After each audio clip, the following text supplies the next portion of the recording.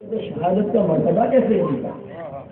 باغیوں کو شہادت کا مرتبہ، جو شہید ہوتے ہیں انہیں شہادت ملتی، اور شہادت کیسی اعلیٰ ہے۔ میرے مولا نے کہا بل احیاء ولکن لا تشعرون، بلکہ وہ زندہ ہے۔ یہ شہید اعظم کی بات بہت بڑی ہے۔ آؤ میں آپ کو ایک بہت پیاری بات بتاتا ہوں۔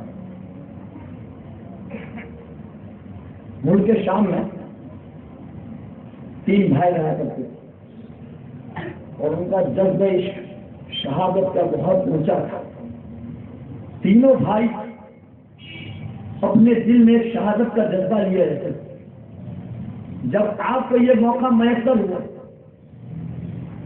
مولا تعالیٰ نے یہ موقع انہیں عنایت فرمایا تو یہ شہادت کا جام پینے کے لیے تیار ہو گئے، مگر اتفاق یہ ہوا کہ عیسائیوں کے سامنے جب یہ معاملہ آیا تو عیسائیوں نے انہیں پکڑ لیا، پکڑ کے قید خانے میں ڈال دیا۔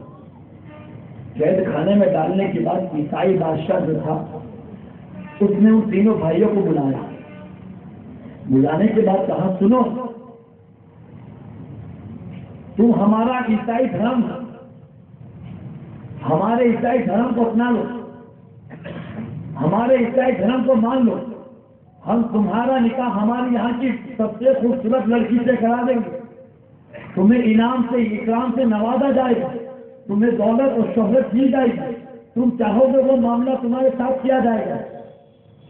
مگر اے رسول صاحب کے غلام، ان کے جذبے کے اندر، ان کے دل کے اندر، ان کی نگاہوں کے اندر دنیا نہیں بلکہ نبی اور خدا کی محبت بسی ہوئی۔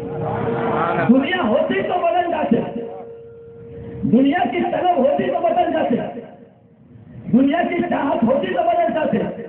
انہیں دنیا کی حسنائی، خوبصورتی، حسن اس کی پرواہ نہ تھی، انہیں تو صرف یہی تھی کہ ہمارے رب کی بارگاہ میں کب مقبول ہو جائے، کب قبول ہو جائے۔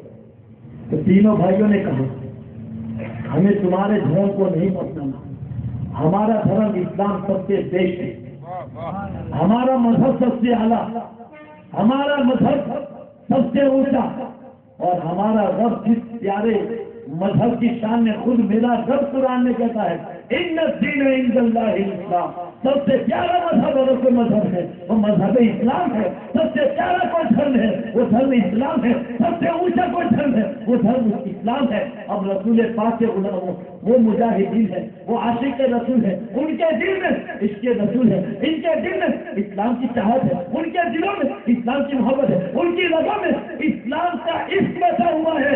اپنے آپ کو قربان کرانا پسند کر لیا مگر اسلام دھرم کو چھوڑنا پسند نہ کیا۔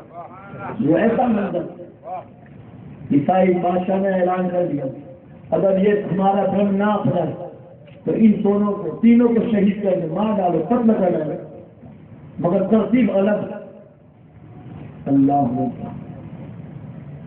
بادشاہ کے حکم کے مطابق زیتون کا تیل لایا گیا اور اس تیل کو ایک کڑھائی میں بڑے کر کے اس میں ابالا گیا۔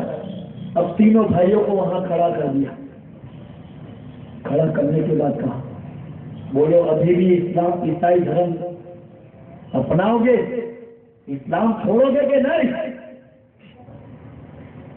تو وہ عاشق کہتے ہیں جان دی ہوئی اسی کی، جان دی ہوئی اسی کی تھی، حق تو یہ ہے کہ حق ادا نہ ہوا، حق تو یہ ہے کہ حق ادا نہ ہوا۔ اللہ اکبر۔ تینوں بھائی کھڑے ہیں، بادشاہ کا حکم ہوا بڑے بھائی کو مجھلے بھائی اور چھوٹے بھائی کے سامنے کھولتے ہوئے تیل میں ڈال دیا گیا۔ اللہ اکبر۔ دونوں بھائی پڑھتے ہیں انا للہ و انا الیہ راجعون۔ پھر عیسائی بادشاہ نے اعلان کیا دیکھو ابھی بھی بچتے ہیں، ابھی بھی سمجھ جاؤ،